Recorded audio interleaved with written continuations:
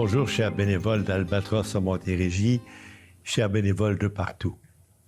Vous savez que dans notre travail important, nous travaillons quelquefois à la maison, nous travaillons quelquefois en maison de soins palliatifs, nous travaillons dans des unités de soins palliatifs et nous rencontrons des moments qui sont des moments particulièrement riches et ou qui nous sollicitent quelquefois de façon imprévue.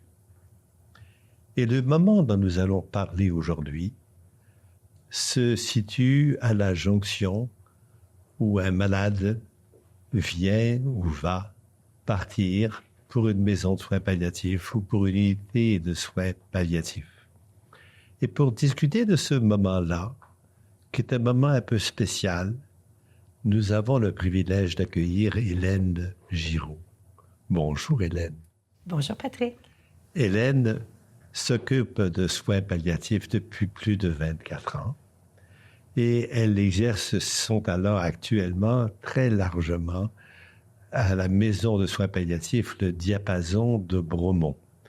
Alors vous êtes aujourd'hui un de ces piliers du Diapason de Bromont et c'est à titre de bénévole accompagnante que nous vous accueillons ce matin.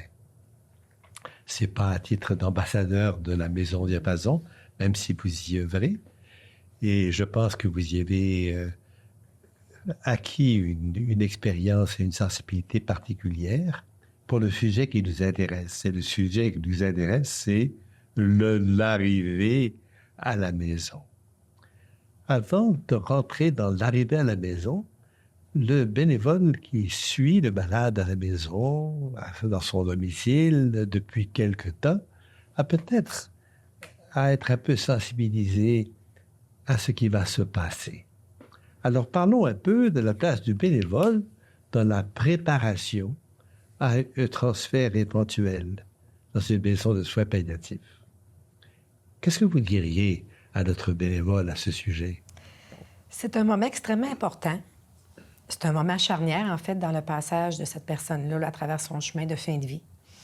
Quand on s'en vient dans une maison de soins palliatifs ou dans toute unité de soins palliatifs, on sait que c'est parce que le temps est compté, encore davantage. Donc, c'est un moment qui est très insécurisant et c'est une décision qui est très difficile à prendre également, de part et d'autre, autant pour la personne que pour la famille. La famille se sent souvent coupable. C'est comme s'ils n'avaient pas complété leur tâche auprès de leurs proches, de pouvoir continuer à l'accompagner à domicile, par exemple.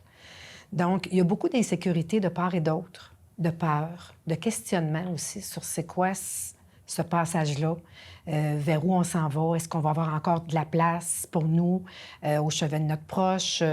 Donc, comment ça se passe dans une maison de soins palliatifs? Alors, le bénévole peut très bien accompagner autant le patient qui a peut-être besoin de parler de son expérience qui s'en vient, qui l'insécurise assurément parce que c'est une étape importante.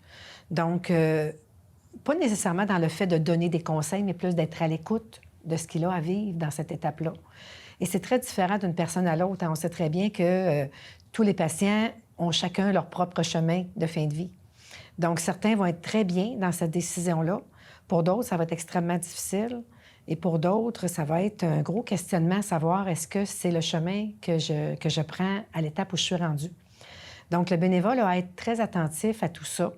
Puis même, je dirais, si c'est possible, d'aller visiter la maison avant l'entrée, ça serait une bonne chose. Parce que c'est l'inconnu souvent qui fait peur. On se fait toutes sortes de scénarios sur c'est quoi une maison de soins palliatifs. Et si on a déjà vu les lieux, si on a ressenti l'ambiance d'un endroit comme celui-là, ça vient changer la perspective. Et ça aide un petit peu aussi. Donc, le bénévole à domicile pourrait suggérer à ce malade ou à sa famille d'aller faire un tour dans le milieu où ils vous iront un jour. Oui, si le patient n'est pas en mesure de le faire parce que sa condition est trop détériorée et que ce n'est pas possible, mais ça serait bien quand même que la famille puisse le faire. Donc, le bénévole pourrait très bien le suggérer ou même peut-être accompagner aussi la personne à aller visiter cet endroit-là parce que ça enlève beaucoup de peur et d'insécurité. Ça répond à énormément de questions. Donc, ça permet déjà d'alléger un petit peu ce moment-là qui n'est pas facile, la journée de l'entrée. Et la famille, vu effectivement eux, de leur côté, de la culpabilité, des peurs.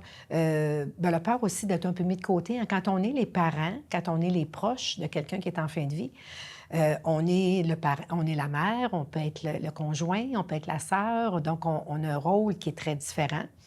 Et quand on prend soin de nos proches à la maison, on épouse 2 rôles. Donc, on a le rôle d'aidant et on a le rôle de parent aussi. Et quand on s'en va dans une maison de soins palliatifs, l'avantage, c'est de retrouver son rôle de parent. On n'est plus les aidants parce qu'il y a des professionnels sur place. Donc, les bénévoles pourraient très bien discuter de ça avec les proches aussi pour les aider à accepter, en fait, cette étape-là dans le passage de leurs proches. Donc, leur dire qu'ils vont pouvoir récupérer leur rôle de parent, puis qu'à ce moment-là, le temps qui reste, ça risque d'être un temps de différentes qualités. Parce qu'on n'est plus dans les soins, dans c'est sûr que c'est une présence quand même, mais c'est beaucoup plus léger. Puis on est guidé par des professionnels aussi dans une maison de soins palliatifs. Donc, ça permet de pouvoir, justement, retrouver son rôle de parent puis de lâcher prise un petit peu sur tout ce qui était soins, tout ce qui était, que ce soit des soins physiques, des soins psychologiques, spirituels, donc tous les soins qu'il y a à faire avec un patient en fin de vie. Mais là, eux autres, ils peuvent déléguer ça à des professionnels qui vont se charger de ça et qui vont aussi les accompagner parce que dans les endroits de soins palliatifs, ce n'est pas seulement que le patient qui est accompagné, c'est ses proches aussi. Donc, c'est très précieux. D'accord. Alors, un malade qui va aller dans une unité de soins palliatifs ou dans une maison de soins palliatifs, on peut préparer un peu ce transfert-là en leur parlant de ce qu'ils vont vivre, en leur expliquant qu'ils vont retrouver leur état d'accompagnant, ils vont redevenir un mari, une épouse, et pas un soignant 24/7. Effectivement. Et que ça, en soi, pour les deux, le patient et la famille, ça peut être quelque chose qui va être vécu très positivement. Et le patient, il faut se dire aussi que il dit peut-être pas toujours, mais il s'inquiète pour ses proches aussi. Il sent très bien que son état se dégrade puis que ça devient de plus en plus difficile et exigeant. Et effectivement, c'est 24 heures sur 24, 7 jours sur 7. Il n'y a pas de répit, là. Donc, pour lui, c'est insécurisant aussi. Et il y a un petit peu peur aussi de la fin parce qu'il se demande comment ça va se passer.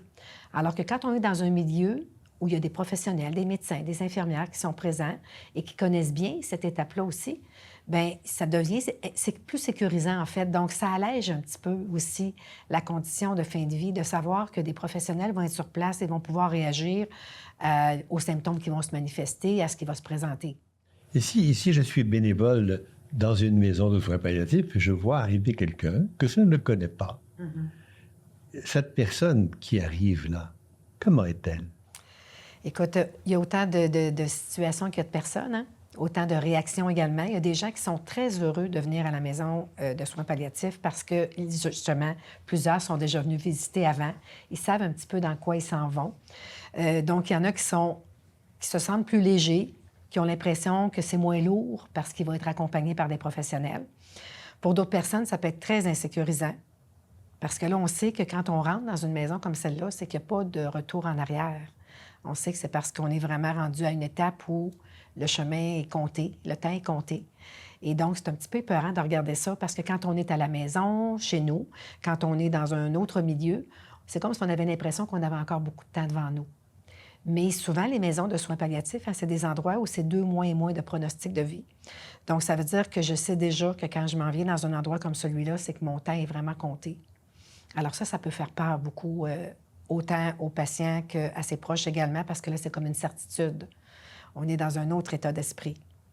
Que le malade peut être un peu en colère ou le fait de ne plus être... C'est ce que j'allais dire. Oui. Des fois, il peut être très en colère parce qu'il a l'impression qu'il a été un peu bousculé pour s'en aller dans un endroit comme celui-là. Mais il ne souhaitait pas, peut-être. Pas nécessairement. En fait, il ne sait pas le bien fondé parce que souvent, moi, ce que je vois, c'est que les gens, à peine quelques jours après leur arrivée, déjà, ils prennent conscience de qu'est-ce que ça apporte d'être dans un endroit comme celui-là et comment ça peut alléger la situation aussi. Et souvent, ils vont même regretter un peu de ne pas être venus un petit peu avant, d'avoir un petit peu trop attendu. Mais c'est normal que quand ils entrent, il peut y avoir de la colère, il peut y avoir de l'inquiétude, il peut y avoir plein de questionnements aussi sur comment ça va se passer. C'est pour ça que si on a la chance de pouvoir venir visiter avant, ou peut-être que le bénévole pourrait s'informer, entre autres, de comment ça se passe dans une maison de soins palliatifs, c'est quoi les services qui sont offerts, c'est quoi les soins qu'on va pouvoir accorder, puis de pouvoir, à tout le moins, informer et la famille et le patient si c'est pas possible de visiter, par exemple. Ça peut devenir plus sécurisant. D'accord. Et donc, le bénévole qui voit arriver un nouveau malade peut quelquefois s'attendre à ce qu'à l'intérieur de ce malade, il y ait un bruit considérable, des inquiétudes de toutes sortes, des questions de toutes sortes, et que la relation avec ce malade va changer avec le temps. Moi, ce que je trouve très important dans l'arrivée d'une personne, c'est l'accueil. Et l'accueil, ça peut pas vouloir dire nécessairement de parler pour occuper le temps. C'est plus d'être une présence chaleureuse qui va accueillir avec chaleur, comme on reçoit de la visite chez nous, dans le fond. Moi, je trouve ça tellement important quand les gens arrivent, de les accueillir, de leur dire « bienvenue chez nous, bienvenue chez vous, on va bien prendre soin de vous, on va s'occuper de votre famille aussi ». Et juste ça, juste de saluer les gens, quand c'est possible, de leur faire un câlin, de leur toucher au bras, à l'épaule, de sentir qu'ils ont une présence chaleureuse, qui les reçoit dans un univers inconnu.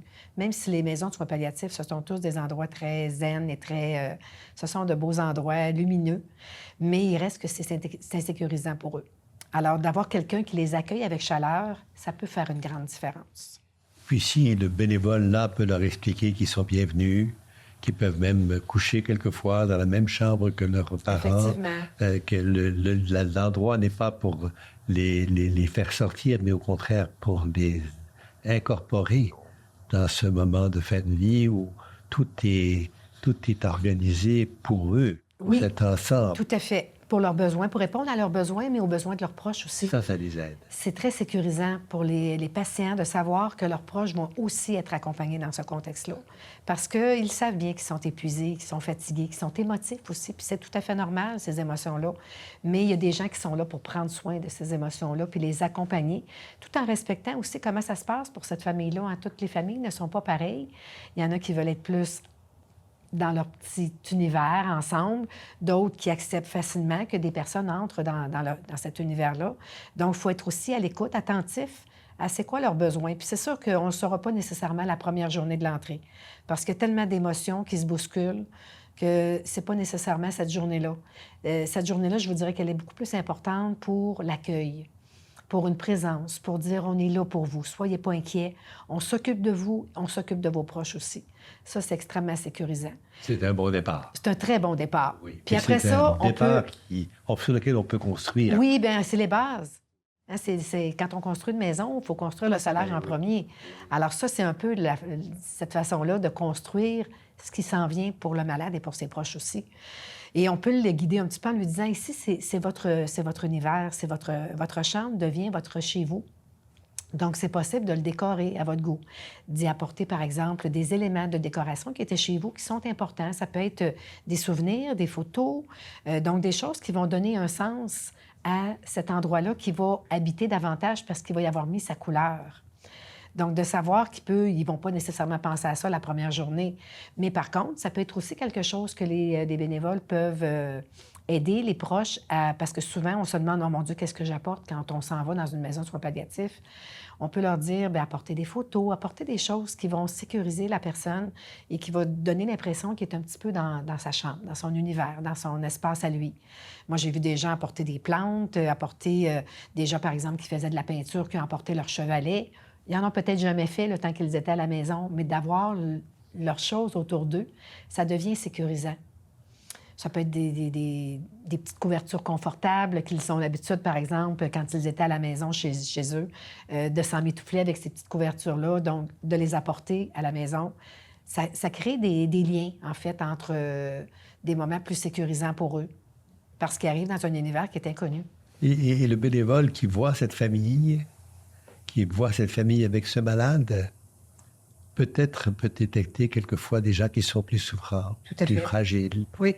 Et peut-être déjà se dire que ce sont à des gens à qui on devrait offrir un suivi de deuil. Oui. Et que la maison peut peut-être demain se pencher plus particulièrement sur cette personne-là. Tu sais, on n'est pas tant dans la parole rendue là. Oui. On est beaucoup plus dans la présence, dans le regard aussi. Et on peut percevoir beaucoup de choses en regardant les gens. Donc, effectivement, il y a des proches qui vont être très soulagés que leurs proches s'en viennent parce que c'était devenu tellement lourd qu'ils avaient peur un petit peu de c'était quoi la suite des choses. Là, de savoir qu'ils sont dans des mains de professionnels va beaucoup aider.